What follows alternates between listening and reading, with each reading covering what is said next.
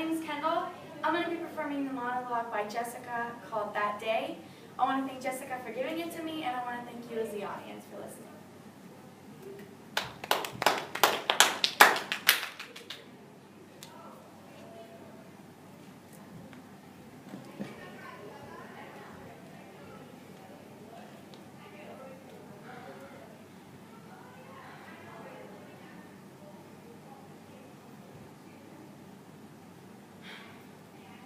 Everything was perfect.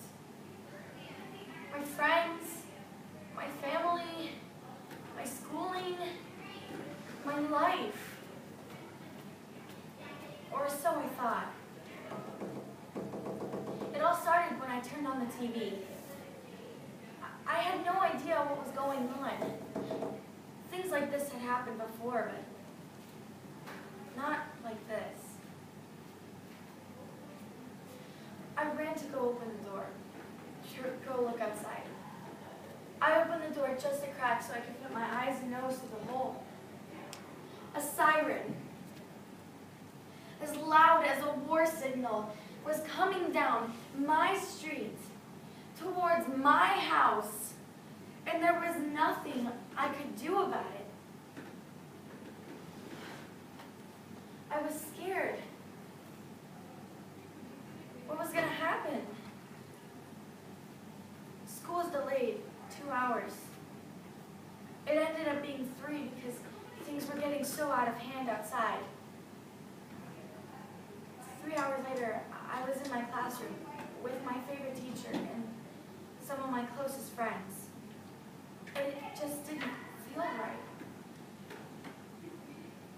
All of us were scared. All of the kids had no idea what was going on. Even though the weather outside showed that everything was good and it was sunny and perfect, something didn't feel right. Within 30 or 40 minutes, the weather outside went to black clouds and winds at 70 miles per hour. It was crazy. I was frightened that people weren't going to be safe like we usually are. Our teachers automatically reacted and took all of us students downstairs where they knew we would be safe. I sat with my friends. They could sense how scared I was and how much I wanted to see my parents because I hadn't seen them all day, and I was horrified and frightened, and I didn't know what to do, and it just didn't feel right. In my school, they do this thing where they call our parents when there's a natural disaster, because there usually are. It had never been to this proportions, and all of us were scared and nervous, and they decided that calling our parents as soon as possible would be better for us. All my friends were gone soon. They were with their parents, and they were safe at home. Sooner or later, teachers started leaving.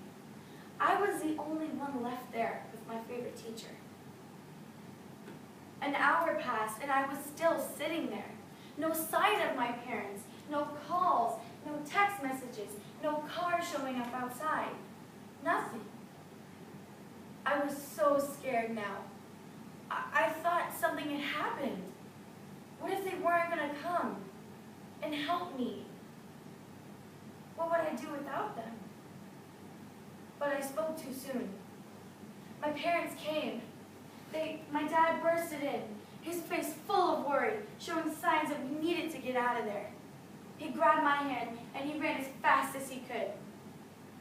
My mother, she was so scared. She didn't know what to do, so she ran as fast as she could to the car and opened it so that we could just get inside. I could feel my feet being lifted up off of the ground. The winds were so fast, it was blowing my hair around and I couldn't see anything. This affected us all. When we got home, all of us were hurt in our own ways. But none of us wanted to show it. We had all lost something that day. Family, friends, pets, things, items, anything. We lost so much, and yet none of us had the guts to show how we really felt. few weeks later, the power came back on, and, well, everything went back to normal. Family, friends, school, life. Except for me.